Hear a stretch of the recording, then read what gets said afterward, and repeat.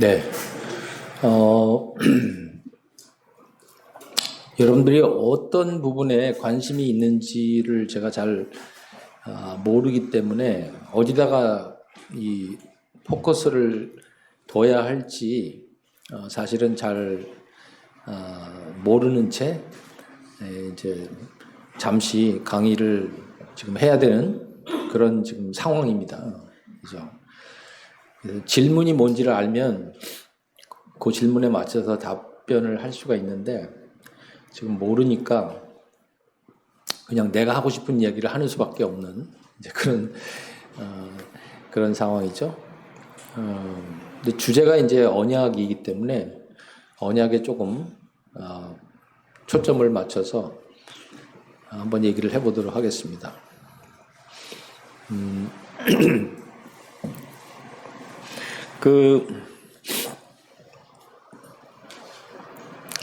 여러분 웨스트민스터 신앙 고백이라고 들어보셨어요? 네, 공부하셨나요, 그거? 소요리 문답. 네. 그러면 소요리 문답 공부하실 때 아담과 그 하나님의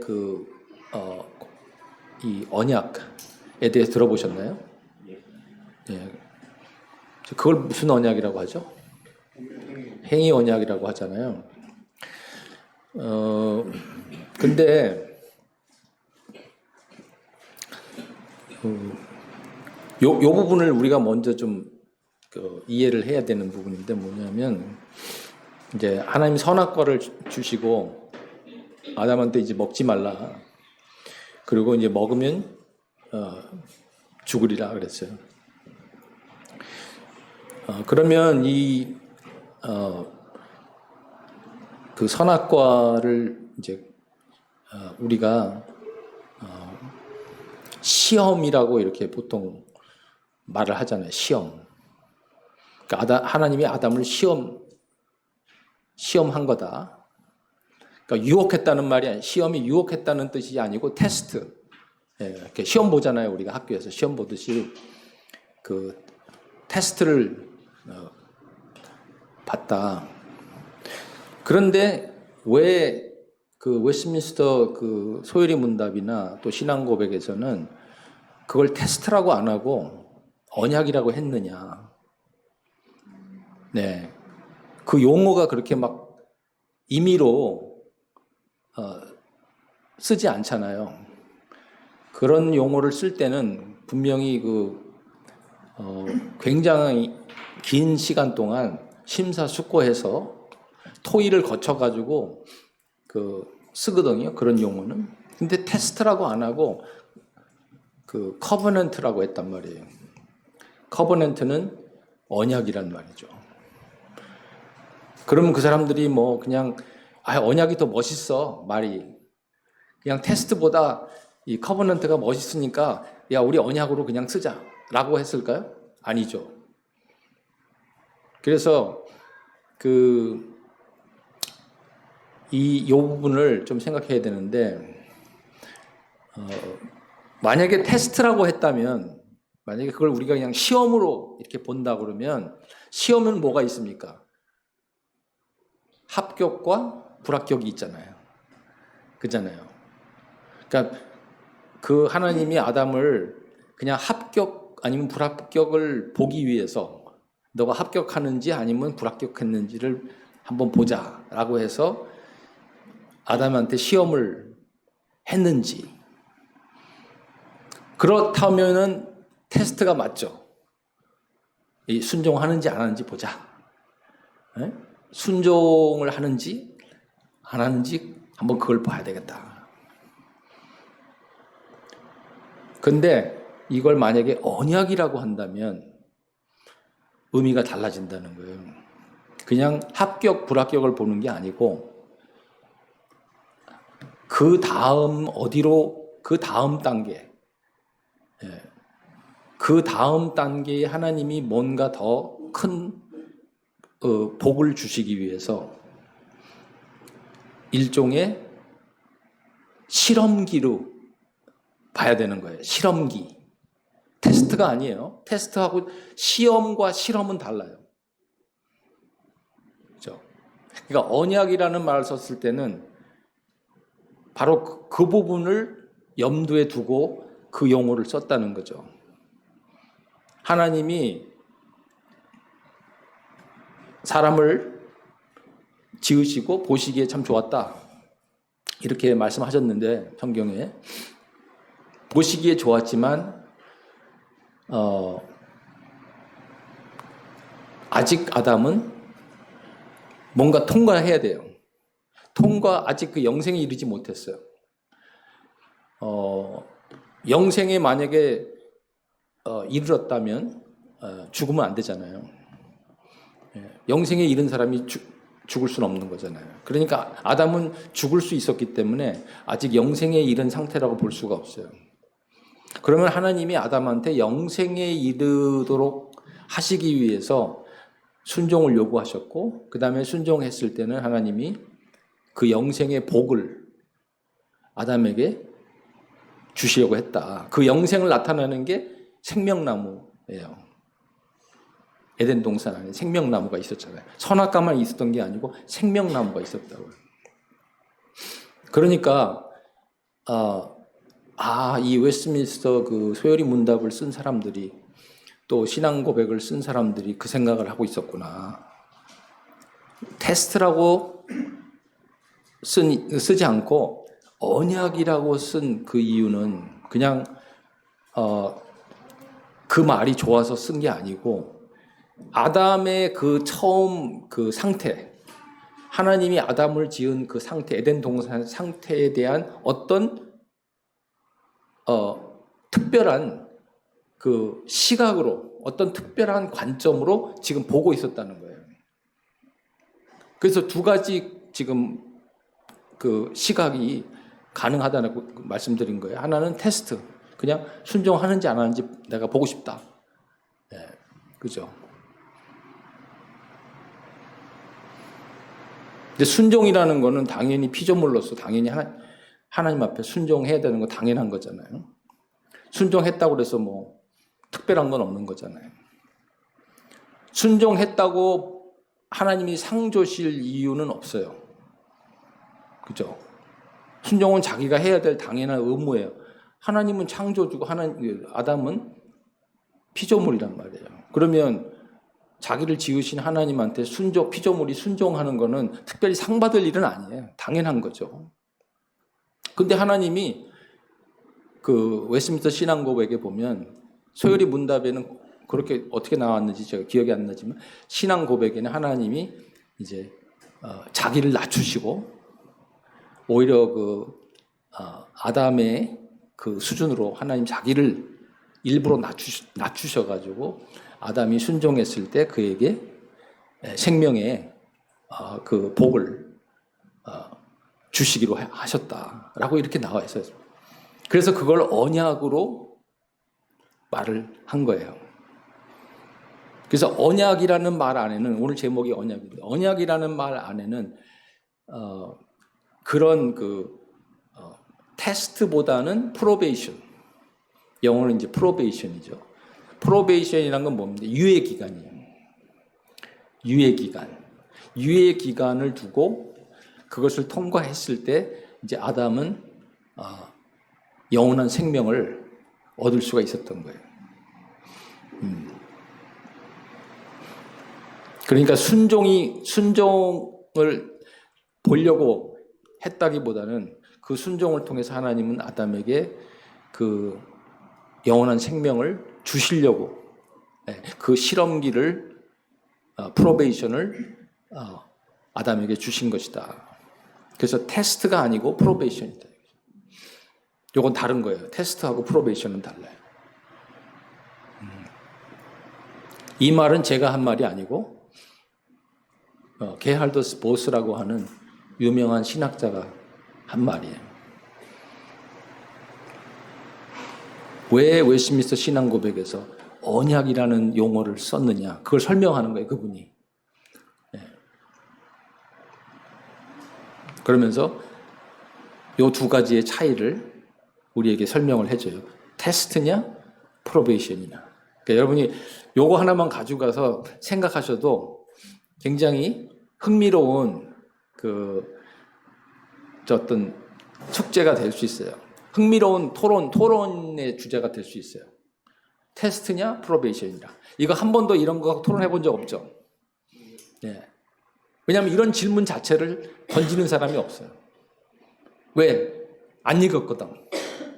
네. 그걸 읽어봐야 그 사람이 설명한 걸 읽었어야 이 질문이 나오고 테스트냐, 프로베이션이라를 갖고 토론을 할 텐데 이제 별로 사람들이 지나쳐버린 거야. 그냥 그런 얘기는 지나쳐버려요. 그리고 한 번도 왜 웨스트민스터 신앙 고백과 소요리 문답에서 언약이라는 말을 썼는지에 대해서 질문을 안 하는 거예요. 근데 교회에서는 우리가 어렸을 때부터 배운 건 뭐예요? 시험이었다. 하나님이 아담을 시험한 거다라고 배웠거든요, 우리는. 그러니까 시험이라고 보니까 계속 여러분들도 어렸을 때부터 들었던 질문이 그거예요. 하나님이 아담을 시험 안 했으면 죄에 안 졌을 거 아니냐. 그렇잖아요. 그렇게 흘러가는 거야, 이 질문이. 아니, 왜 멀쩡한 사람을 시험해가지고, 테스트를 해가지고, 죄에 빠지게 왜 만들어? 하나님이 아양초 선악과를 안 만들고, 시험도 안 했으면 죄에 안 빠졌을 텐데. 라고 이제, 그런 얘기들 많이 우리가 했잖아요. 근데 그런 테스트라고 시험했다라고 계속 우리가 들어왔는데, 한 번도 이 웨스트민스터 소요리 문답 신앙 고백 안에 하나님이 아담과 언약을 맺었다라고 하는 이 언약에 대해서 눈여겨보지 않은 거야.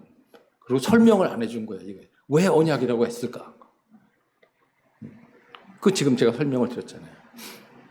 그 사람들은 웨스트민스터 이걸 작성한 사람들은 테스트로 본 게 아니고 하나님이 아담에게 프로베이션을 유예 기간을 주시고 이걸 유예 기간 통과했을 때 영생을 주시길 원하셨다.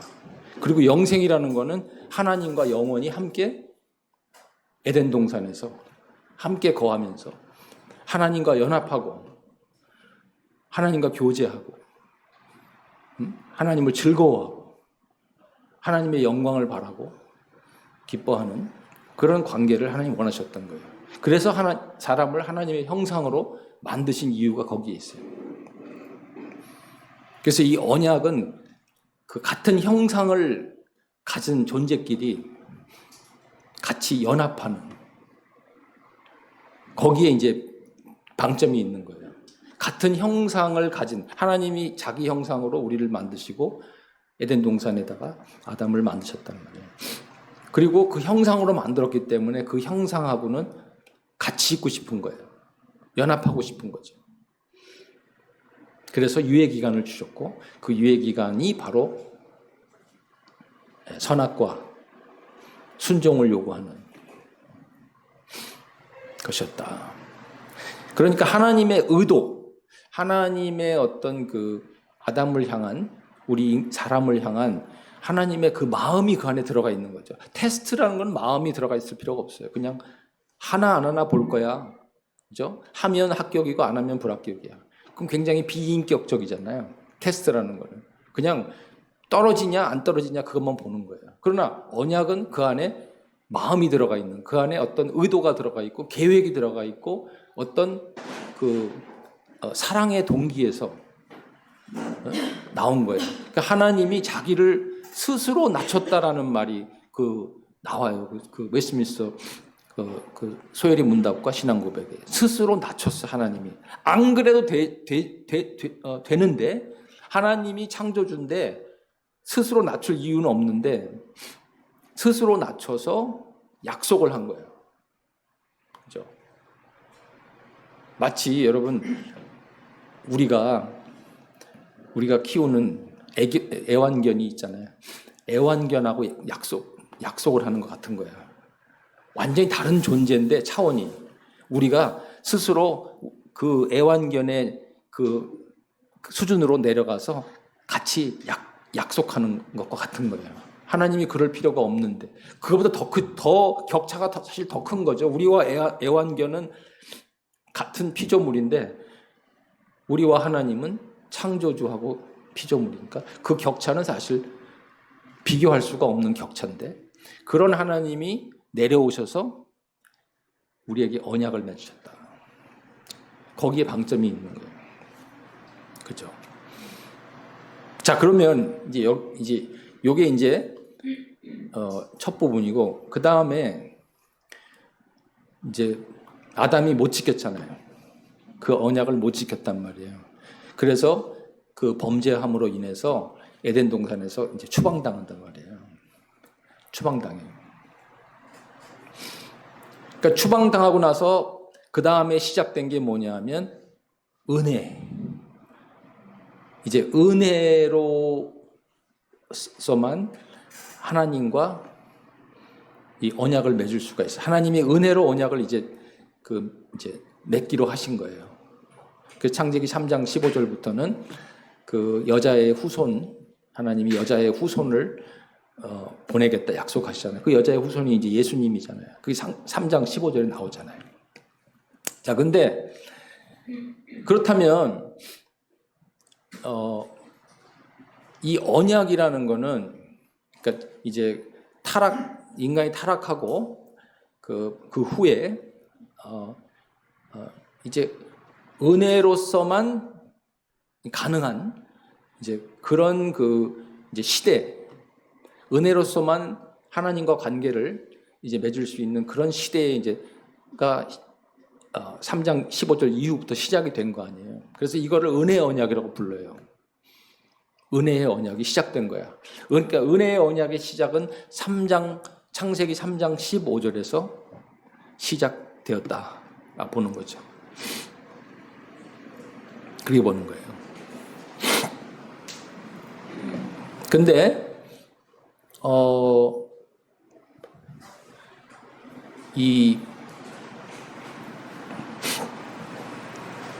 그러니까 그렇게 본다 그러면 은혜의 언약 안에 두 언약이 있게 되는 거예요. 뭐냐 하면 구약이 있고 신약이 있는 거야. 네. 예수님 오시기 전에는 구약이라고 한단 말이에요. 그걸 이제 옛 언약이라고 할 수가 있고, 그다음에 예수님 오시고 난 다음에는 그걸 이제 새 언약이라고 부른 거예요. 그런데 둘 다 은혜의 언약이에요. 왜냐하면 은혜는 언제 시작됐어요? 타락 직후에 시작된 거예요.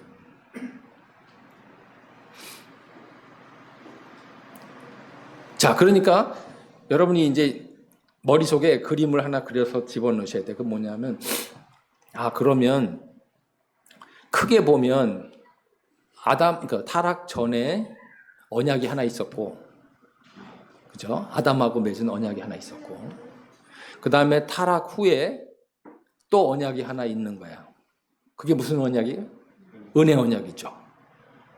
그러니까 크게 보면 그 두 가지가 있는 거예요. 타락 전에 언약이 하나 있었고, 근데 그 언약은 못 지켰어.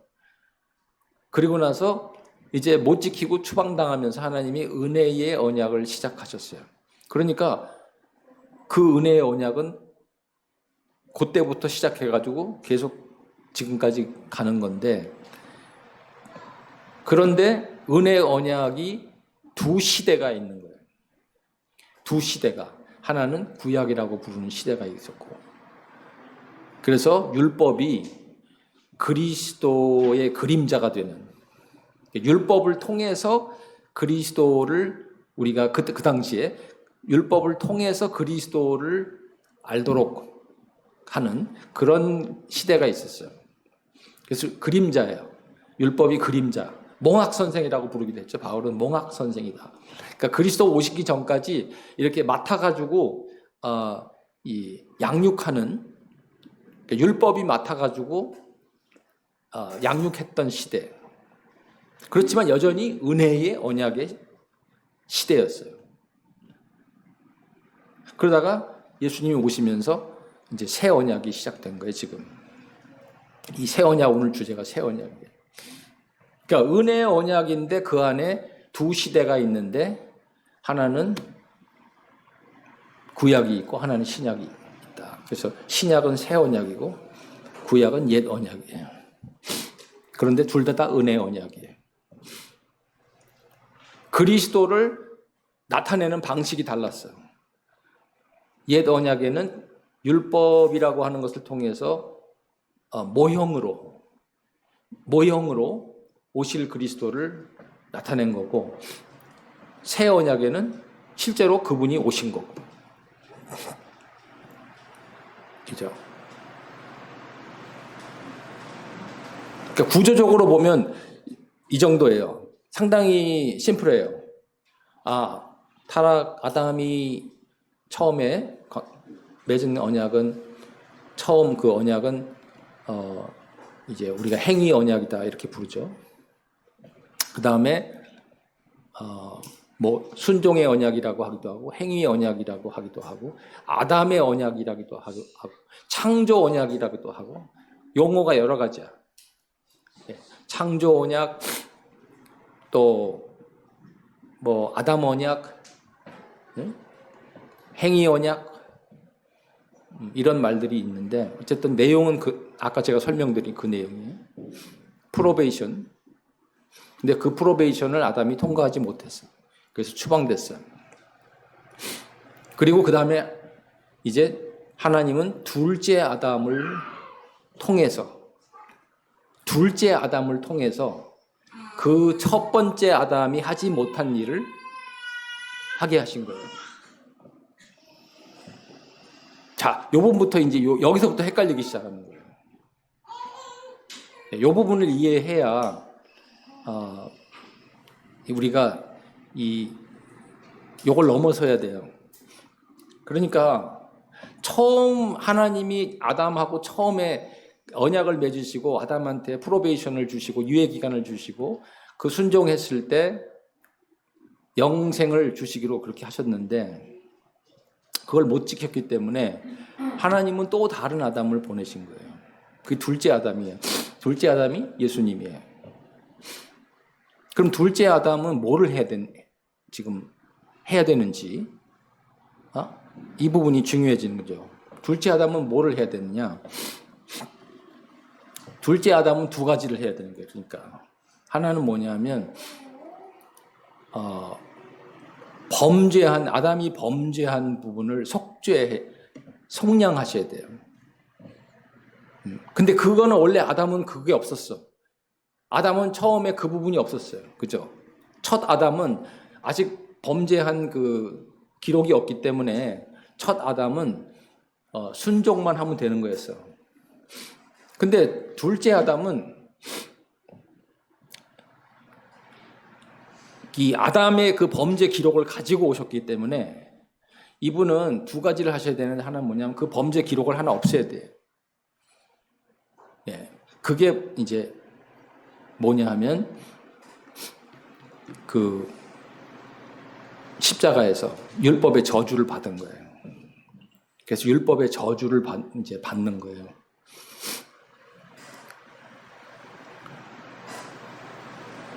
또 한 가지는 뭐냐면, 그러면 이제 그 다음에는 뭐냐 하면 첫 번째 아담이 지키지 못한, 순종하지 못한 그 순종을 둘째 아담이 이제 하신 거예요. 우리를 대신해서.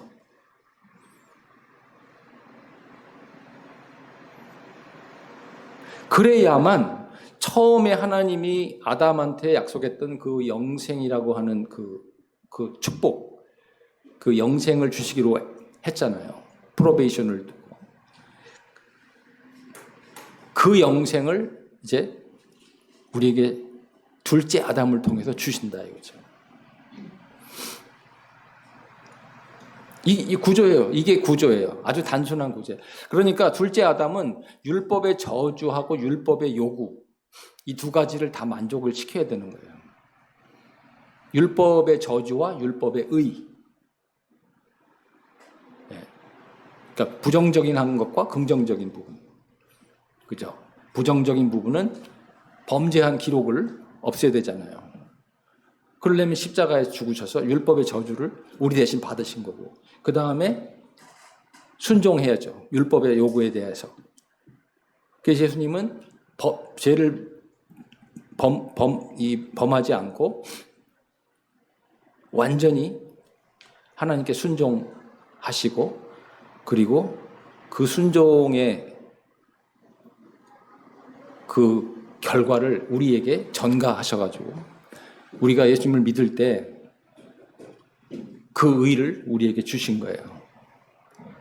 그리고 영생까지 우리에게 주신 겁니다.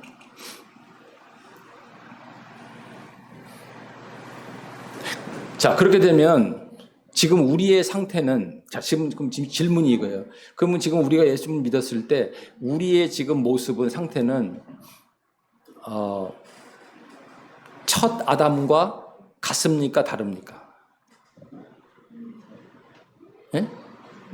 지금 예수님 지금 믿었어요. 그리고 그 둘째 아담을 우리가 이제 믿고, 둘째 아담을 이제 믿었을 때는 그 둘째 아담이신 예수 그리스도가 두 가지를 하셨다고 그랬잖아요. 하나는 범죄 기록을 하나 없애고, 하나는 첫 아담이 순종하지 못한 그 순종까지 다 순종하시고, 그 율법의 그 요구를 다 만족하시고, 그리고 그것을 우리에게 의로 하나님이 주셨어요. 그리고 영생을 얻은 거예요, 우리가 이제. 그죠? 그러면 지금 우리 영생을 얻은 우리는 첫 아담과 같아요, 달라요? 왜, 어떻게 달라요? 네?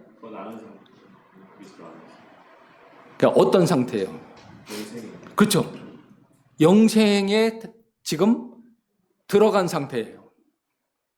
첫 아담은 아직 영생에 못 들어갔잖아요. 프로베이션이었잖아요. 그러니까 이제 그 프로베이션에 따라서 영생을 얻을 수도 있고 죽을 수도 있단 말이에요. 근데 우리는 이제 그리스도 안에서 죽어도 살고, 그죠? 죽어도 산다. 예수님 말씀하셨잖아요. 죽어도 살겠고, 무릇 살아서 나를 믿는 자는 영원히 죽지 아니하리라. 그러니까 어떤 면에서 영원히 죽지 않는 거예요. 왜? 이제 우리가 살다가 죽어도 다시 살기 때문에 이제 죽음이라는 것이 우리를 주장하지 못하고 왕노릇하지 못하는 거예요. 그러니까 우리의 지금 예수 그리스도 안에 있는 이 상태는 첫 아담과 다르다. 네. 첫 아담이 가지 못한 그곳에 그리스도와 함께 들어가게 됐다는 거 아니에요. 이게 사실은 이게 구조입니다. 전체 구조야.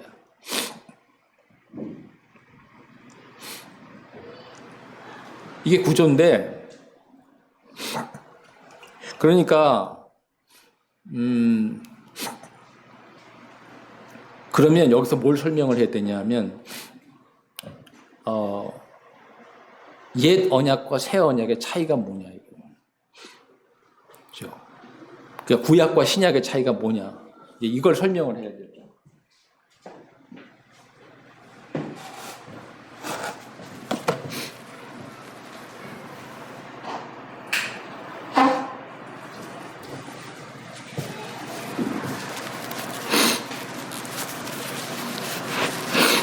자, 옛 언약과 새 언약의 차이는 둘 다 은혜 언약이에요. 아까 설명한 것처럼 둘 다 은혜 언약이고, 둘 다 은혜로 구원받는 거예요. 은혜로 그 언약에 들어가는 건데, 옛 언약과 새 언약의 차이는, 옛 언약은 아직 예수님이 안 오신 거고, 새 언약은 예수님이 오신 거예요. 그러니까 그 말은 무슨 말이냐 하면, 옛 언약은 믿음으로 의롭게 되는 그 언약이지만, 아직 예수 그리스도와 연합할 수 있는 그 전 단계라는 거예요. 왜? 아직 안 오셨잖아요. 그죠? 안 오셨으니까 연합할 수가 없잖아요. 그냥 오실 예수님을 바라보면서 믿음으로 의를 받는 그 정도 그 어떤 수준에서 이제 머무르게 되는, 그게 옛 언약이에요. 그러니까 구약에서는, 구약에 뭐 아브라함이든 또 뭐 모세든 다윗이든 이분들은 다 아직 오실 그리스도, 아직 오시지 않은 그리스도를 멀리서 바라보면서 그 그리스도의 그 의를 믿음으로 받아가지고 하나님의 자녀가 되는 그런 그 시대였단 말이에요. 그러니까 그리스도와 실제적인 연합은 아직 이루어지지 않은 거죠. 연합이 이루어지려면 오셔야 되니까. 근데 새 언약은 뭐냐 하면 오신 거예요, 실제로. 오셔서 이제 성령님을 통해서 그리스도와 연합이 된 거예요, 우리가. 그리스도 안으로 들어갈 수가 있게 된 거예요. 그리고 그리스도도 우리 안으로 들어오시게 된 거예요. 그래서 바울이 고백한 것처럼 내 안에 이제 내가 산 것이 아니라 그리스도가 사신 것이다. 그러니까 그리스도와 연합이 이제 가능해진 거예요. 그럼 그리스도와 연합이 가능해졌다는 건 뭐냐? 그거는 예수님의 죽으심과 예수님의 부활하심과 연합했다는 거예요.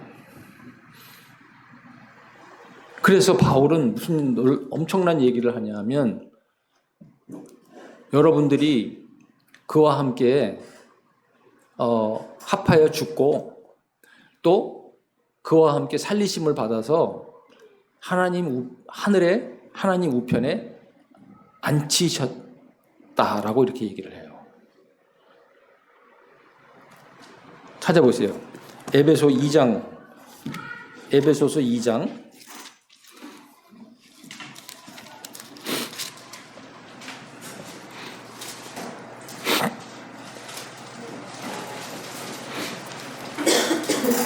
5절과 6절 같이 읽겠습니다. 5절 6절.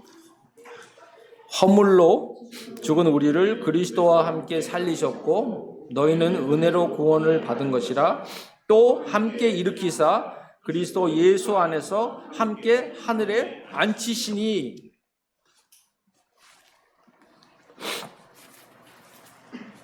이거는 미래형이 아니고 지금 과거형이에요. 하늘에 앉히시니는 하늘에 앉히셨다라는 거예요. 이미 앉히셨다라는 거예요. 그러니까 여러분을 이미 그리스도 안에서 하나님이 하늘에 하나님 우편에 그와 함께 앉히셨다라고 지금 말을 하고 있는 거예요, 바울이. 이 부분이 어렵기도 하지만 또 놀라운 말씀이죠. 왜냐하면 왜 어렵습니까? 이해하기 어렵죠. 왜? 지금 여기 앉아 있는데 어떻게 하늘에 앉아 있어? 지금 내가 여기 앉아 있는데 어떻게 내가 지금 하늘에 앉아 있는 거야? 그거는 그리스도와 연합했기 때문에 그런 거예요. 그리스도와 연합했으니까 그 연합하신 그분은 지금 하늘에 앉아 계시단 말이에요. 그분과 함께 죽고 그분과 함께 일으킴 받아서 이제 여러분들도 그 위에 지금 앉혀 놓으셨다라고 얘기를 한 거예요. 이거는 구약의 성도들이 경험할 수 없는 부분이었다는 거예요. 구약의 성도들은 믿음으로 의롭게 됐지만 그리스도와 함께 연합해서 그 하나님 우편에 앉힘받는 거는 몰랐다는 거예요. 그분은 그런 경험까지는 할 수가 없었다는 거예요. 그러니까 똑같이 은혜로 구원을 받았는데도 구약과 이 새 언약, 옛 언약과 새 언약은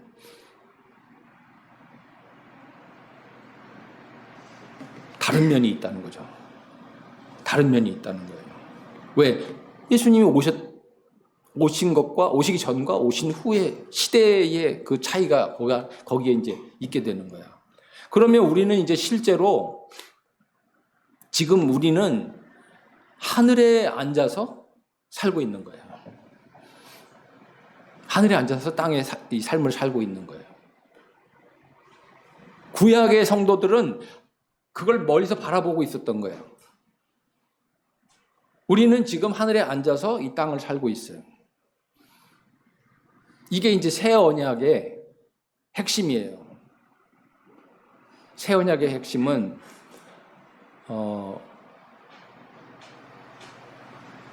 그리스도와 연합에 있는 거고, 그리스도와 연합은 우리를 하늘에 하나님이 앉히시고 그 하늘에 앉히신 곳에서 이제 땅을 살게 하시는. 자, 여기서 또 굉장히 이해하기 힘든 또 한 가지를 제가 소개를 해야 돼요. 그게 뭐냐면 어떻게 그게 가능하냐 이거예요. 어떻게 지금 여기 우리가 앉아 있는데 땅에 지금 살고 있는데 어떻게 하늘에 우리가 앉아 있을 수가 있느냐.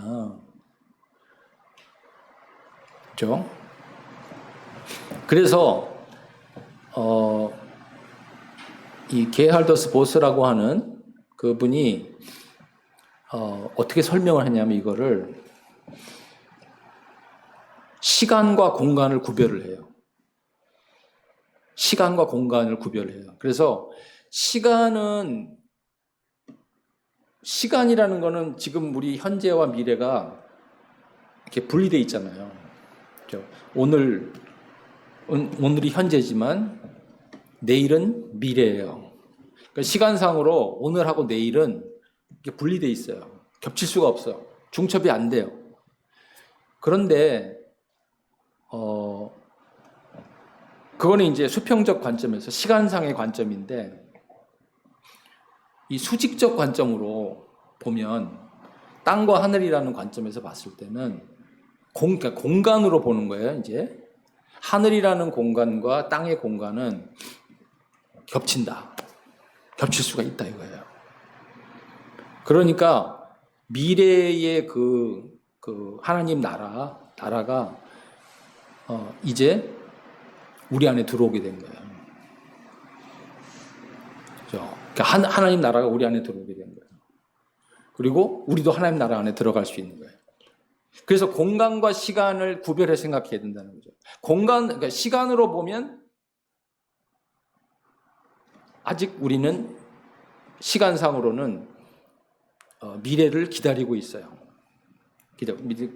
기다리고 주님의 재림을 기다리고 있는 거예요. 그러나 공간상으로 볼 때는 바울이 말한 것처럼 여러분들이 그리스도와 연합을 했기 때문에 그리스도와 함께 죽고 함께 일으킴을 받아서 하나님 우편에 지금 안침을 받았기 때문에 공간상으로 이 수직 관점으로 볼 때는 지금 이미 하늘에 들어가 있는 거예요. 그와 함께 안침을 받은 거예요. 이게 어떻게 보면은 그리스도와 연합이라고 하는 미스테리죠. 그래서 바울은 비밀이라고 말해요. 이거는 하나님의 비밀이다, 그리스도는. 그래서 골로새서에 그 말 하잖아요. 이거는 그러니까 바울이 오죽하면 비밀이라는 말을 썼겠어요? 미스테리다. 네? 미스테리다. 비밀이라고 나오잖아요. 하나님의 비밀이다. 근데 비밀이 맞죠. 왜냐하면 이거는 사실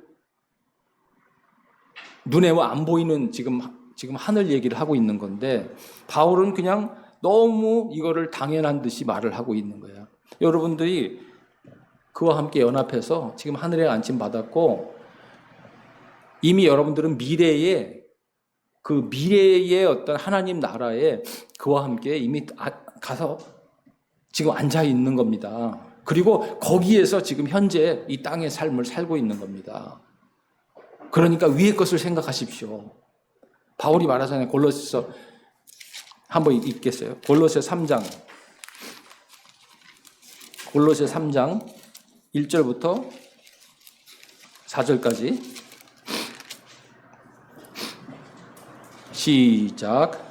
그러므로 너희가 그리스도와 함께 다시 살리심을 받았으면 위의 것을 거기는 그리스도께서 하나님 우편에 앉아 계시느니라. 위의 것을 생각하고 땅의 것을 생각하지 말라. 이는 너희가 죽었고 너희 생명이 그리스도와 함께 하나님 안에 감추어졌습니다.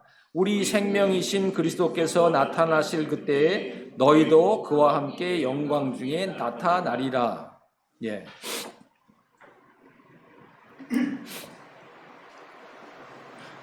공간과 시간을 좀 구별해 생각해야 돼요. 예. 그죠? 시간은 중첩이 안 겹칩니다. 왜냐하면 시간은 선이니까요.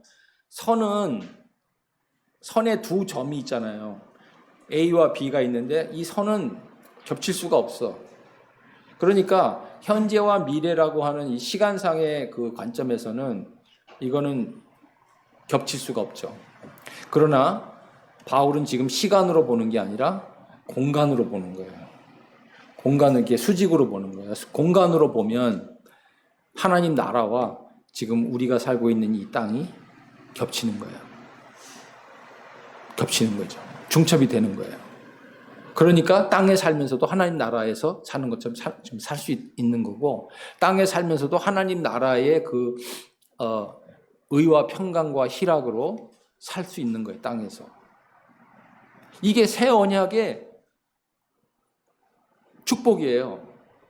새 언약이 우리한테 가져온 이 축복은 그리스도와 연합이고, 그 그리스도와 연합을 통해서 우리는 그와 함께 하늘의 안침을 받았기 때문에 이제 하늘의 그 관점에서 땅을 보고 사는 거죠. 땅에서 하늘을 기다리는 것만이 아니라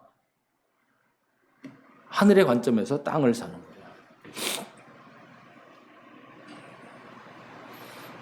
아까 제가 그 바울이 그 그리스도와 함께 있는 거를 너무나 그 기대했고, 육체를 떠나서 그와 함께 있는 것이 훨씬 좋다고 얘기했잖아요. 빌립보서에. 바울이 왜 그렇게 그 육체를 떠나서 그리스도와 함께 있는 것을 기대하고 소망했을까? 왜 그게 훨씬 더 좋다고 얘기했을까? 그 이유는 이랬던 것 같아. 제 생각에, 제 추측에, 바울이 말한 것을 토대로 봤을 때, 바울이 자기 스스로 대답을 하고 있는 것 같은 면에서 이미 가 있는 곳에 내가 돌아가는 것 뿐이에요. 이미 그리스도와 함께 내가 살아서 있을 때 그리스도와 함께 연합해서 하늘의 안침을 받은 지금 그 장소, 이미 거기에 지금 있는 거잖아요. 안침 받은 거잖아요. 그리고 거기서 위의 것을 생각해라. 땅의 것 생각하지 마라. 거기서 하나님과 그 대면하고 거기서 하나님을 그 영광을 바라보고 즐거워하는 그 모습을 바울이 지금 보고 있는 거죠. 그러니까 만약에 죽는다면, 내가 혹시 죽는다면 거기로 가는 것뿐 아니냐. 그러니까 거기는 무슨 아주 내가 전혀 모르는 낯선 그런 곳이 아니고, 거기는 내가 이미 그리스도와 함께 하나님 우편에 앉아 있는 곳인데 그걸로 돌아가는 것뿐인데, 그게 뭐가 그렇게 뭐가 그렇게 아쉽고 또 억울하고 아까운 게 뭐겠느냐, 그런 생각을 한 것 같아요. 만약에 저도 바울의 그 마음을 똑같이 갖는다면 그럴 수 있을 것 같아요. 만약에 이걸 우리가 액면 그대로 받아들인다면, 바울이 말한 것처럼 내가 이미 그리스도와 함께 하나님 우편에 앉아 있다고 그러면, 그리고 내 생명이 이미 거기에 가 있는 거라고 지금 말하고, 내 생명이 이미 거기에 감춰져 있다고 그랬어요. 그러면 혹시 내가 이 땅에서 죽어도 거기 글로 가는 거구나. 근데 많은 사람들이 죽음을 어떻게 생각하냐 하면, 죽음을 굉장히 생소한 곳, 어두운 곳, 침침한 곳, 좀 무서운 곳, 모르니까 굉장히 이제 그 죽음에 대해서 기대감을 가질 수가 없단 말이에요. 근데 바울은 기대감을 가지고 있는 거예요. 왜? 진짜 그렇게 믿었으니까. 진짜 내가 지금 그와 함께 거기에 앉아 있다고 믿었기 때문에, 그러면 죽으면 글로 가는 거 아니야. 거기 하나님 우편인데 거기도 더 좋은 데가 어디 있어? 이렇게 이제 믿었다고 보는 거예요.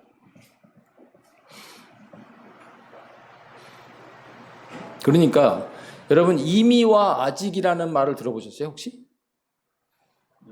네, 이미와 아직. 목사님 그 말을 쓰시나요? 네, 쓰죠. 이미와 아직이라는 말 들어보셨죠? 그 already not yet인데, 이제 여러분들이 그 말의 의미를 이제 충분히 이해하실 수 있어요, 이제 오늘. 왜냐하면 이미와 아직이라는 거를 시간으로만 보면 그건 논리적으로 말이 안 되는 거예요. 시간은 절대로 이미와 아직이 될 수가 없어요. 왜? 시간은 선이에요. 그럼 선은 A와 B는 절대 같이 공존할 수가 없어요. 이미면 이미고 아직이면 아직이지 이미와 아직이 같이 함께 있을 수는 없어요. 시간으로만 보면. 그러니까 이미와 아직이 성립이 되려면 공간을 더해야 돼요. 공간을 더해줘야만 시간상으로는 아직이에요. 아직 예수님 안 오셨잖아요. 시간상으로 우리 아직 하나님 나라에 안 들어갔어요. 천국에 안 들어갔어요. 그러나 바울은 지금 이미 들어간 걸로 보잖아요. 왜? 그리스도와 연합했으니까. 그러면 이미라고 하는 것은 수직으로 봐야 돼요. 공간으로 봐야 돼요. 그러니까 공간상으로는 미래와 현재가 합쳐지는 거죠. 그죠? 미래와 현재가 합쳐지는 거예요. 미래에 이미 여러분들은 살고 있는 거, 미래에 들어간 사람들이라는 거죠. 공간으로 봐서. 이거를 수직과 수평을 같이 놓고 보면 이미와 아직이 성립이 되는데, 만약에 그 공간을 우리가 빼놓고 그냥 땅의 어떤 관점에서만 시간으로만 보면 이미와 아직이라는 말은 논리적으로는 불가능한 얘기예요. 그런데 보이지 않지만 하나님 나라가 현존한다. 눈에 보이지 않지만 그리스도가 우리 안에 계시다. 성령님이 눈에 보이지 않지만 우리 안에 계시다. 다 우리가 이거 이미 고백하고 있는 거잖아요. 만약에 여러분들 눈에 보이는 것만 갖고 얘기를 한다 그러면 그런 거 다 빼놓고 믿어야 돼요. 근데 아니잖아요. 우리가 보이지 않는데 예수님이 우리 안에 있다고 믿고, 성령님도 안 보이는데 우리 안에 있다고 믿고, 하나님 나라도 안 보이지만 우리 안에 있다고 믿고, 그 뭐예요? 다 공간적으로 말하고 있는 거예요, 이미.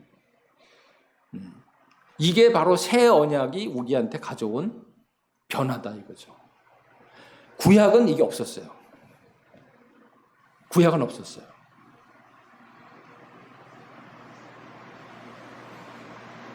그러니까 우리는 이런 관점에서 봤을 때 똑같은 은혜 언약이지만 새 언약에 속한 여러분들은 구약에 있었던 성도들보다 지금 더 엄청난 지금 복을 누리고 있는 거예요. 왜? 하늘에서 앉아서 지금 땅을 살고 있는 거다. 지금. 어떻게 보면 이미 미래에 속한 사람들로 현재에 살고 있다는 거예요. 네. 무슨 판타지 같은 이야기지만, 그죠? 여러분 판타지 좋아하세요? 판타지 누가 좋아합니까? 네? 애들 좋아하죠. 뉴스는 누가 좋아해요? 어른이 좋아하죠. 애들이 뉴스 좋아하나요? 안 좋아하죠. 그것만 생각해봐도 알아요, 우리가. 어른들은 땅만 보는 거예요. 이미 현실에 너무 그냥 묶여 있는 거예요. 근데 애들은 현실에 안 묶여 있어요. 그래서 애들은 판타지를 좋아하는 거예요. 근데 그 판타지가 그냥 환상이 아니고 그 판타지가 실제로 이 땅의 삶을 사는데 힘을 주고 어떤 이 현실이 주지 못하는 엄청난 에너지를 부어준단 말이죠. 그거는 그냥 판타지고 지금 우리가 말하는 건 이게 성경. 그렇지만 어떻게 보면 약간 통하는 데가 있어요. 우리는 어린아이처럼 돼야 되는 거예요. 하나님 나라, 어린아이가 되지 않으면 하나님 나라에 들어갈 수 없다. 예수님 말씀하신 것처럼 우리는 그런 의미에서 어린아이가 돼야 돼. 하나님의 어린 자녀가 돼야 돼. 그래야 이 하늘이 보이기 시작하고 또 하늘의 그 어떤 관점에서 이 땅을 살기 시작한단 말이에요. 그러니까 저는 종말론을 성경적 판타지라고 불러요. 종말론을. 왜? 종말론이 있어야 현재를 살 수가 있어요. 왜? 미래가 있어야 현재를 살 수 있죠. 그래서 우리 소망의 어떤 근거가 확실히 되니까. 그래서 바울이 그 말 하잖아요. 고린도전서에. 여러분들은 불쌍하다 생각하지 마라. 스스로 불쌍하다 생각하지 마라. 왜? 이미 하늘에 대한 분명한 근거를 가지고 땅을 살고 있으니까 아무리 땅에서 우리가 힘들고 핍박받고 고난받고 어려움이 있어도 여러분 절대 불쌍한 사람들이 아니다. 그 고린도전서 15장 19절에 얘기하잖아요. 만약에 그렇지 않고 우리가 자꾸 땅만 보고 땅에 속한 사람들만 생각하면 우린 이 세상 사람보다 더 불쌍하다 그랬어요. 왜 그러세요? 왜 그렇습니까? 이 세상 사람들은 땅이라도 즐기잖아요. 근데 그리스도인들은 땅도 못 즐기고 하늘도 못 즐기고 그러면 더 불쌍하다 이제 그 얘기 한 거예요. 그러니까 약간 반어법을 쓴 거예요. 바울이 그 고린도전서 15장 19절에서 그 부활 얘기하면서 그 얘기를 한 거잖아요. 그러면 그 말은 바울의 그 핵심은 뭐냐면 우리는 불쌍하지 않다는 말을 하기 위해서 한 거잖아요. 그 말은 여러분들은 이미 소망의 근거가 저 위에 확실하게 있단 말이에요. 근데 그 하늘을 모르고 그냥 땅에서 기다리기만 한다. 마냥. 그냥 대기하고만 있다. 그러면 굉장히 힘이 빠지죠. 그렇죠? 그리고 자꾸 뭐 미래의 어떤 그 소망을 얘기하면 그게 자꾸 너무 먼 얘기가 돼버리고 희망 고문이 되는 거예요. 희망 고문이 되는 거예요. 근데 지금 바울은 우리말로 지금 하자면 희망 고문이 아니라는 거예요. 이거예요. 왜? 여러분들은 이미 그와 함께 하늘에 안침받았고 그 안침받은 그곳에서 하나님이 주시는 의와 평강과 희락으로 생명으로 또 안식으로 이 땅에 삶을 지금 살고 있으니까 어떤 일이 생겨도 여러분들은 절대 불쌍하지 않다. 그 말을 하고 있는 거잖아요. 이게 새 언약이 우리에게 준 새로운 축복이에요. 그러니까 똑같은 은혜 언약인데 이렇게 달라. 구약과 신약이. 구약 사람들은 그걸 누리지 못했어요.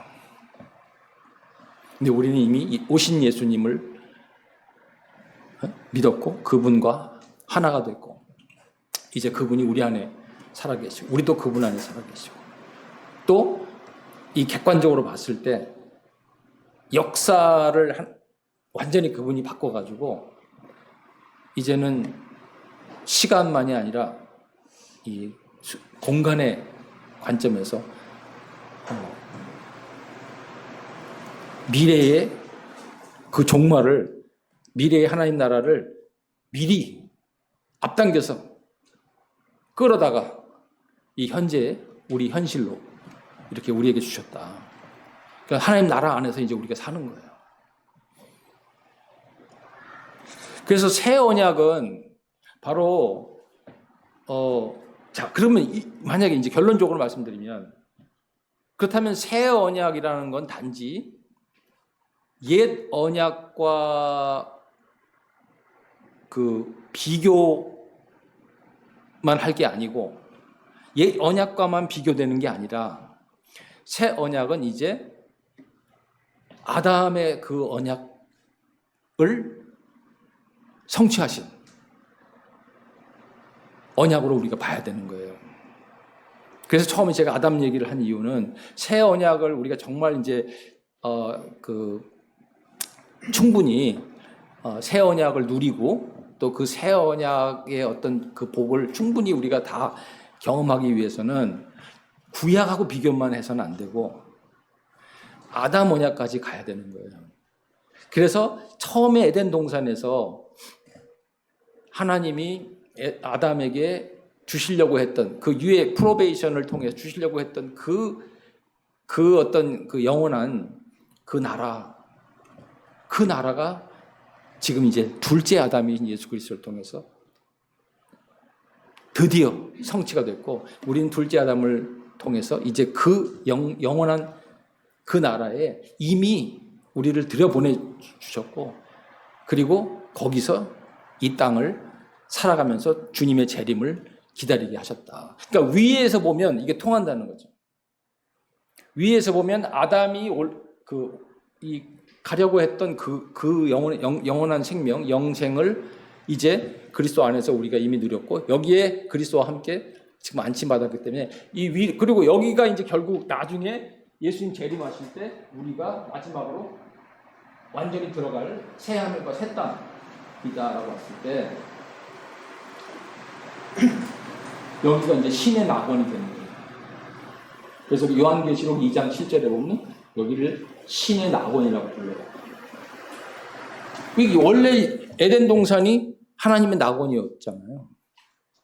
그리고 우리는 지금 임시로 그리스도와 함께 그 낙원에서 지금 앉아 있고, 그리고 땅에서 지금 살고 있는데, 나중에 예수님 오시면 그 낙원에 영혼이 들어갑니다. 그리고 그 신의 낙원은 처음의 낙원과 달라요. 왜? 여기는 더 이상 사망이 없고, 더 이상 프로베이션도 없고, 더 이상 어떤 실험기가 없어요. 여기는 그야말로 이제 처음 하나님이 세웠던 모든 계획이 여기서 다 완성되고, 영원히 하나님과 함께 그 안에서 하나님을 즐거워하는. 그러니까 위로 보면 다 통하는데, 우리 이게 위에 안 보이는 거죠, 지금. 그죠? 땅만 보이는 거예요. 근데 위로 보면 다 통해요. 그러니까 바울은 그런 관점으로 보는 거예요, 지금. 아담도 그렇게 보고, 예수님도 그렇게 보고, 앞으로 새 하늘과 새 땅도 그렇게 보는 거예요. 그러면 새 언약이라는 것은 바로 구약이 그림자였고, 만약에 새 언약이, 신약이 실체다라고 이렇게 본다면, 뭐 그 구약과 비교해도 그렇게 볼 수 있는데, 사실은 새 언약을 더 완전하게 알려면 구약하고만 비교하면 안 되고 에덴 동산하고 비교해요. 그래서 이 위가 이렇게 다 통해요. 전체가 다 통해야 돼요.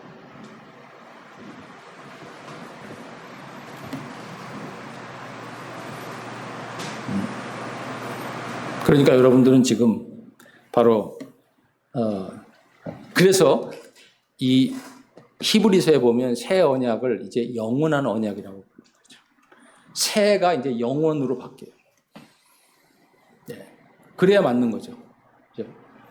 단지 새라고 그러면 자꾸 옛하고 비교가 되잖아요. 그죠?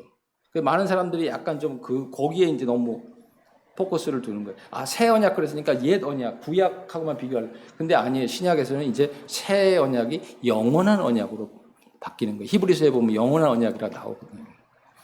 왜? 이건 하늘 위니까. 이 위에서 본 거죠.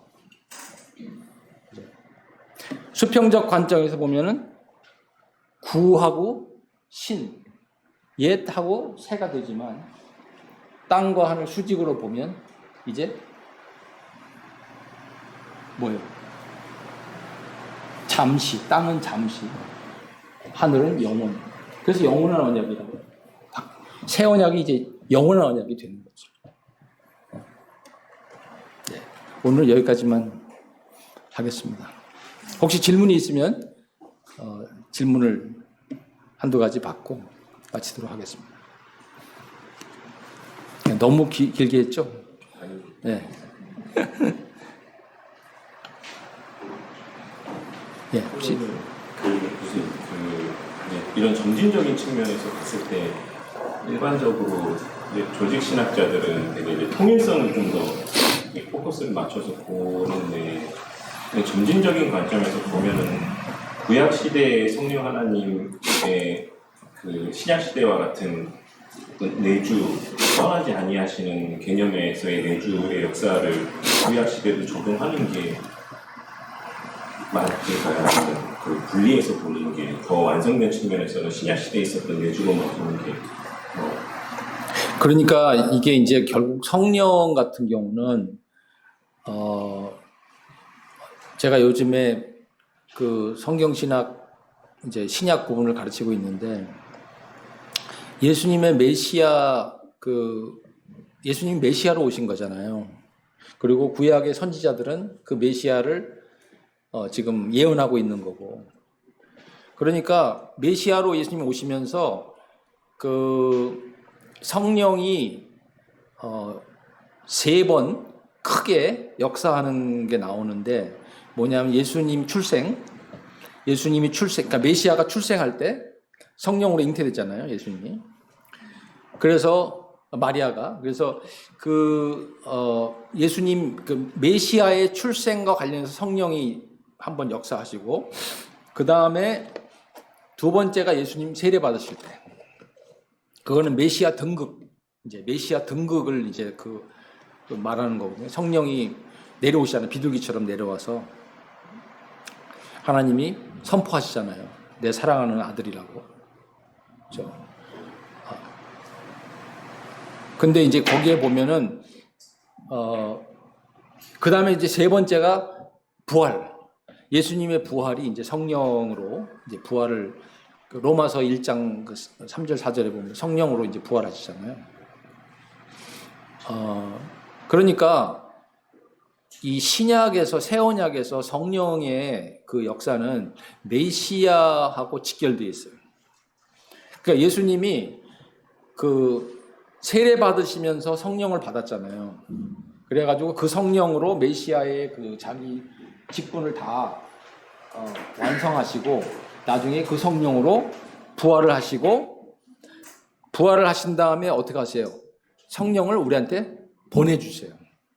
사도행전 2장 33절인가요? 보면 예수님이 부활하시고 승천하셔서 성령을 받아서 아버지로부터 성령을 받아서 우리한테 보내주셔요. 그게 오순절이에요. 그게 오순절 성령 사건이에요. 그러니까 오순절 성령 사건도 역시 메시아하고 관련이 있는 거예요. 그러니까 신약, 이 새 언약에서의 성령은 메시아의 출생, 또 메시아의 등극, 그 다음에 그 메시아가 완성하고 하늘로 올라가서 우리를 위해서 교회에 그 성령을 보내주신 것과 같기 때문에 구약에서의 그 메시아 아직 오기 전에 성령의 그 어떤 역사하고는 이건 뭐 차원이 다른 거죠. 네. 같다고 볼 수가 없는 거죠. 네. 그러니까 임시적이에요. 구약은 임시적으로 왔다가 또 가시고 왔다 가시고 또 가끔 필요할 때 또 역사하시고 했지만, 이제 메시아는 달라요. 메시아는 오셔서 끝까지 같이 가는 거예요. 부활하시고 그 다음에 성령을 보내주셨잖아요. 그래서 그렇게 보면 구약과 신약의 차이가 굉장히 이렇게 명쾌하게 조금 더 이렇게 좀 이렇게 드러나죠. 그냥 메시아 전 시대와 메시아 후 시대니까. 네. 그러니까 성령 충만 또 성령의 모든 역사들이 다 메시아와 별개로서 생각할 수가 없는 문제들이에요. 네. 성령이 우리한테 지금 어떤 역사를 하시든 그건 다 예수님과 관련이 있는 거예요. 직접 오신 그 메시아와 관련이 있는 역사예요, 다. 네. 근데 구약은 그렇게 말할 수가 없죠. 아직 예수님, 메시아가 아직 안 왔잖아요.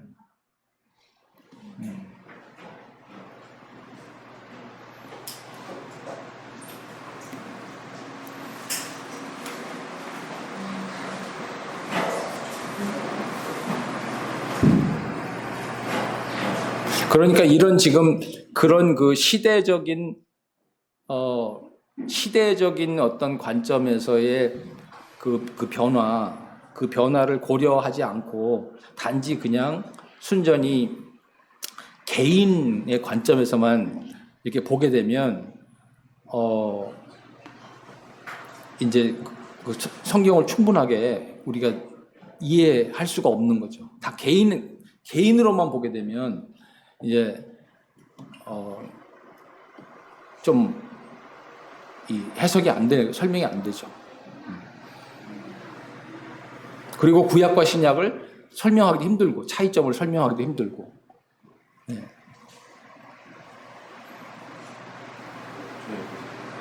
신학 저희 지금 THM하는 NSS 내용이 나왔었는데 제가 교수님 말씀하시는 것 같은 관점으로 얘기를 했는데 대부분은 그렇게 동의를 안 하시더라고요. 예. 네, 그래서 여쭤봤어요. 네. 그러니까 지금 방금 아까 제가 말씀드린 것도 만약에 성령이 구약에서 성령이 분명히 역사를 하셨겠죠. 그리고 구약의 성도들도 믿음을 가질 때 성령께서 역사하셨겠죠. 그러나 그 성령의 역사는 지금 제가 말씀드린 것처럼 지금 계속 얘기했던 그 어떤 하늘의 관점이라든지 이런 것들이 거기에 들어갈 수가 없는 거예요. 그냥 메시아 안 왔잖아요, 아직. 이건 다 메시아가 오고 난 다음에 벌어진 일들이에요. 그분이 죽고 부활하시고 승천하시고 우리도 그와 함께 하늘에 안침받고 그 다음에 성령이 우리 안에 지금 내주하시는 이 모든 것들도 다 우리를 하늘에 앉히기 위해서 지금 내주하시는 거고. 그러니까 객관적인 것과 주관적인 것을 지금 이제는 같이 봐야 되는 거예요. 역사가 변했잖아요, 지금. 예수님 때문에, 메시아 때문에 역사의 구조가 바뀐 거잖아요. 그죠? 그럼 역사의 구조가 바뀐 것 속에서 우리 개인의 구원을 봐야 되는 거예요, 이제는. 구약은 그렇게 안 되죠. 근데 그거를, 만약에, 그런 관점에서 안 본다 그러면 무슨 차이점을 얘기할 수가 있겠어요. 네. 별 차이점을 얘기하기 어렵죠. 어차피 은혜로 구원받는 건 같단 말이죠. 그걸 전제로 하고 지금 하는 얘기예요. 네. 인간 본성의 같은 상태가 있잖아요. 네? 인간 본성의 같은 상태. 네네네. 그러면 그 다른 상태의 입장에서 봤을 때 구약의 신자하고 신약의 신자의 상태가 다르다고 해요. 사중 상태로 보면은 같죠. 네, 사중 상태로 보면 그 차이는 사중 상태는 뭐냐면 타락 전, 그 다음에 타락 후, 그 다음에 구원 후, 그 다음에 완성이기 때문에 그 사중 상태로만 만약에 본다 그러면 구약과 신약의 성도는 다 구원받은 상태로 봐야 되는데 지금 요 차이점은 뭐냐면 그 사중 상태 안에서 구원받은 성도라도 메시아 오시기 전과 후의 상태는 하나는 종말 전이고 하나는 종말의 단계에 반종말이라고 불러요. 저기는 이제 보스는 그 반종말이라고 불러요. 그러니까 구약은 전종말이고 지금 반종말이고 그 다음에 재림하시고 난 다음에는 완전 종말이에요. 그러니까 완전 전부. 그래서 지금 말씀하신 대로 사중 상태로 본다 그러면 타락 전, 타락 후, 그 다음에 구원, 그 다음에 완성이니까 만약에 구원으로 본다 그러면 그 상태는 아브라함이나 사실 바울이나 같은 거죠. 둘 다 구원받았으니까. 그러나 아브라함과 바울의 차이는 지금 말한 대로 옛 언약과 새 언약의 차이인데 그 차이는 바울은 그리스도와 함께 연합해서 이미 하늘에 안침받아서 땅에 살면서도 하늘에 속한 사람으로 이제 살아갈 수 있는 그 모든 이 의와 평강과 희락, 하늘의 모든 그 신령한 복들을 이미 땅에서 누리기 시작하면서 살 수 있는 거예요. 그 중에 그 예로 하나 든 게 제가 죽음이에요. 사망이에요. 구약에 보면 이 죽음에 대한 그 태도가 굉장히 부정적이에요. 구약의 성도들이 보면 다 스월로 내려간다고 이렇게 얘기해요. 그러니까 믿는 사람도 스월로 내려간다고 그래요. 그리고 이 방향이 내려간다고 자꾸 얘기해요. 예. 그러니까 죽은 다음에 어디로 가냐? 무서운 곳으로 가는 거예요. 어두운 데로 가는 거예요. 내려간다는 건 뭐예요? 지하실로 간다는 거잖아요. 지하실이 어둠침침하잖아요. 그러니까 죽음을 굉장히 마지못해 가는 곳으로 표현이 돼요. 구약은. 근데 당연하죠. 아직 메시아가 안 왔으니까 모르는 거예요. 이게 도대체 뭔지. 그러나 바울은 죽음을 올라간다고 보지 내려간다 안 봐요. 이미 그리스도와 함께 올림 받았다고 보거든요. 그러니까 죽음에 대한 태도가 완전히 달라져. 그러니까 이게 바로 이 시대적인 차이인데 왜 똑같이 구원을 받은 성도가 한 시대에는 그렇게 죽음에 대해서 부정적이고 이렇게 그런 가고 싶지 않은 곳으로 얘기하면서 또 한 시대에는 똑같이 믿음으로 구원받았는데 빨리 올라갔으면 좋겠다라고 하는 이런 그 차이는 뭐냐? 그건 이제 시대적인 차이라고 봐야 되겠죠. 네.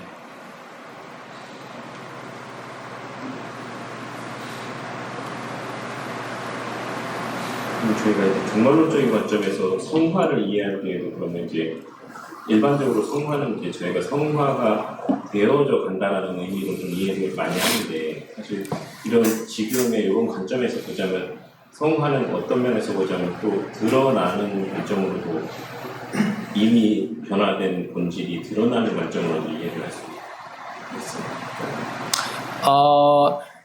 이제 드러난다기보다는 이제 확실한 근거를 가지고 이제 성화가 되는 거죠. 어떻게 보면은 하늘에 안침 받았기 때문에 땅의 지체를 죽이라고 그러잖아요. 아까 우리가 본 그 골로새서 3장 그 5절 말씀 보면은 우리 4절까지 읽었는데 5절은 내가 안 읽었는데 5절에 보면 여러분들이 이미 그와 함께 올림 받았고 살리심을 받았으면 위의 것을 구하십시오. 그리고 땅의 것을 생각하지 말고 위의 것을 생각하십시오. 여러분의 생명은 이미 그리스도와 함께 하나님 안에 감춰져 있습니다. 그렇게 하고 난 다음에 5절에 그러므로 땅의 지체를 죽이라 이렇게 되어 있어요. 근데 그게 참 재밌는 말이 땅의 지체라는 그 말이 그게 뭐냐 하면 말하자면 머리는 잘리고 몸만 있는 거예요. 그게 지체의 의미예요. 그러니까 바울이 굉장히 특이한 표현을 한 거예요. 생명은 이미 하늘에 여러분 감춰져 있습니다라고 얘기했잖아요. 방금 올림 받았으니까. 그러니까 죄성은 남아 있잖아. 아직 우리 안에 죄성은 남아 있을 거 아니에요. 죄에 대한 어떤 그런 우리 습관이나 이런 거 있잖아요. 이거를 바울은 지체라고 말을 한 거예요. 땅에 있는 지체라고 그런 거야. 근데 그 땅에 있는 지체라는 거는 방금 말한 대로 머리가 잘린, 머리가 없는 몸이야. 그죠? 그럼 생명이 있어요, 없어요? 없잖아요. 생명은 없는 거예요. 그리고 우리 생명은 이미 하늘에 감춰져 있어요. 그러니까 우리는 뭐냐면 머리 잘린 뱀이 우리 안에서 이 죄성을 아직 가지고 있는데 바울은 말하기를 여러분들이 하늘에 앉았으니까 이미 땅에 있는 지체를 죽여라. 그러니까 머리 잘린 뱀을 이제 죽이라는 거예요. 아직 꿈틀거리고 있으니까 그거 마저 죽여라. 죄성을 그렇게 얘기하는 거예요. 그러니까 그 말은 무슨 말이냐 하면 이미 우리는 그리스도 안에 승리했고 이미 안침 받았는데 아직 머리 잘린 뱀이 꿈틀거리면서 우리를 괴롭히고 있으니까 그 땅의 지체는 죽여라. 그게 성화로 이제 설명을 한 거잖아요. 그러니까 그렇다고 그러면 바울은 성화를 이 하늘의 관점에서 이제 본 거예요. 그러면서 이미 넉넉히 이긴다. 로마서 8장 37절에 나온 것처럼 넉넉히 이긴다. 그렇게 얘기를 하잖아요. 넉넉히 이긴다. 그럼 왜 넉넉히 이길 수 있을까요? 하늘에 안침 받았고 이미 생명 거기 있고 그 다음에 성화라는 건 뭐냐 하면 꿈틀거리는 그 몸만 우리가 죽이면 되는 거니까 그건 할 수 있지 않냐 이거예요. 바울이. 그건 할 수 있다. 이제 뱀이 머리가 없는데 뭐 그죠? 죽이라는 얘기예요. 그러니까 그런 관점에 봤을 때 성화가 이제 굉장히 이 성화를 만약에 이제 이렇게 안 보면 만약에 단지 성화를 그냥 개인의 관점에서 막 우리가 죄와 싸우는 어떤 그런 관점에서 보면은, 그러니까 구원의 서정이라고 하는 관점에서만 성화를 보게 되면 자칫하면 율법주의에 빠질 수 있고, 그죠? 자칫하면 반율법주의에 빠질 수 있어요. 하다가 이제 포기해버리는 거예요. 그러니까 개인의 관점으로 보면은 이런 위험성이 있어요. 성화가 너무 지나치다 보니까 구원까지도 이제 막 위협하는, 내가 구원 받은 거야? 못 받은 거야? 막, 그죠? 뭐 열심히 했는데 이거 아무래도 뭐 변화도 없고, 그럼 얼마나 더 열심히 해야 되지? 막 이런 거잖아요. 그러다가 어떤 사람은, 그냥 뭐 구원은 받았다고 하니까 그냥 대충 살지 뭐. 이렇게 돼버릴 수도 있는 거예요. 그러면 또 반율법주의로 갈 수 있어요. 그러니까 그게 제가 이제 그 부분을 이제 좀 지적을 한 거예요. 책에서. 너무 개인의 어떤 내 주관적인 관점에서 보면 성화를, 그게 과하게 나가면 구원의 확신까지도 위협할 수 있게 되고, 아니면 또 중간에 포기하다 보면 또 완전히 그냥 방탕한 쪽으로 갈 수도 있는 거고. 근데 바울은 성화를 칭의와 성화의 관계로 지금 얘기하다가 하늘과 땅으로 바꿔버려요. 구도를. 그죠? 우리가 보통 성화를 이해할 때는 칭의와 성화, 의롭게 됐으니까 이제 거룩하게 살아야 된다, 이렇게 보잖아요. 그러니까 구원의 서정이라고 하는 그 순서로 많이 보잖아요. 근데 그거는 굉장히 주관적인 어떤 나 개인의 경험에서만 지금 본 거야. 근데 바울은 그 얘기를 하다 갑자기 이 골로새서 지금 여기서 하늘과 땅으로 이 구도를 바꿔버린다니까? 여러분들 이미 하늘에 안침 받았잖아. 그러니까 땅의 지체를 그냥 죽이기만 하면 되는 건데 왜 그래? 이렇게 이제 확 바꿔버린 거야. 그러니까 느낌이 확 달라지잖아요.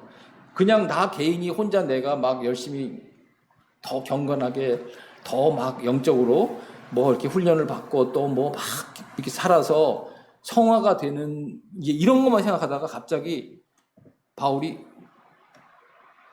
여러분은 그와 함께 연합해서 하늘에 올림 받은 거예요.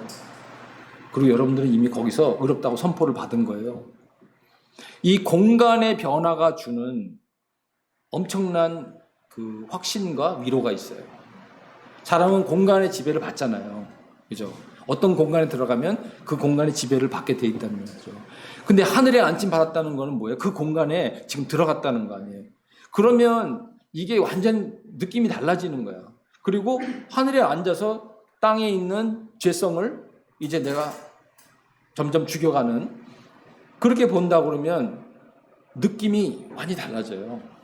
그래서 저는 이게 이제 제가 계속 가르치면서 강조하는 부분인데, 이런 부분을 우리가 놓치게 되면 자꾸 너무 개인의 어떤 경험, 개인 한 사람 안에서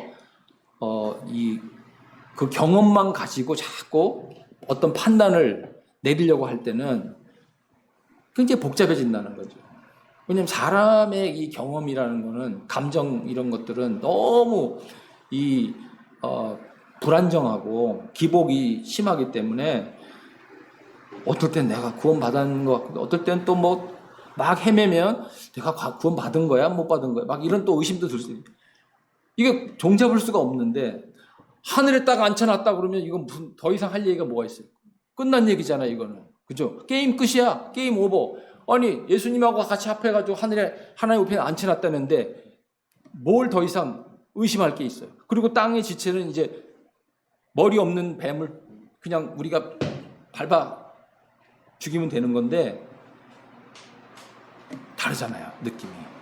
저는 바울이 그래서 성화를 뭐 다른 데서는 그렇게 얘기하다가 또 어떤 때 가서는 갑자기 수직으로 딱 바꿔버리고, 공간의 변화로 바꿔버리고, 그게 우리한테 주는 위로와 또 어떤 확신이 저는 크다고 생각하거든요. 그 종말론을 이렇게 적용을 할 필요가 있어요. 종말론을 이런 식으로 적용을 하면 굉장히 유익하다는 거죠.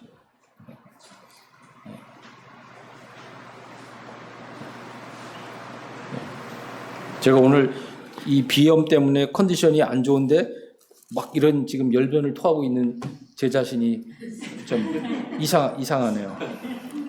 여기까지 하겠습니다. 네, 기도하겠습니다. 하나님, 참 오늘 이렇게 바른교회에서 또 특별히 시간을 주시고 또 기회를 주셔서 또 오전에는 바울의 그 감사에 또 설교를 함께 나누고 또 오후에는 이렇게 또 새 언약에 대해서 강의를 통해서 성경 전체의 그 흐름과 또 하나님의 구속사의 그 어떤 모든 계획과 또 그리스도 안에서 성취하신 것들을 또 함께 나누고 그것이 우리 개인에게 지금 현재 주은 의미와 또 확신과 또 위로와 또 격려 이런 것들을 저희들 함께 나누었습니다.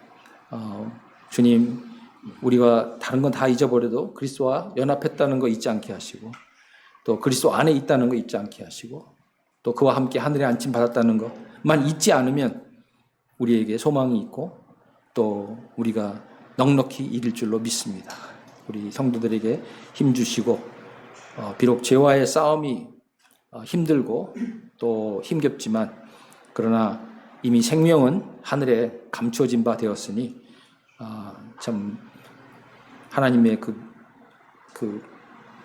엄청난 선물 그리스도를 이제 담고 있는 우리 안에 계신 그리스도를 바라보면서 주님 끝까지 소망을 붙들고 또 스스로 자격지심이나 스스로 어떤 불쌍하다고 생각하지 않게 하시고 넉넉히 이길 수 있다는 믿음을 갖고 승리할 수 있도록 은혜 주시고 힘을 더하여 주옵소서. 예수님 이름으로 기도합니다. 아멘. 감사합니다.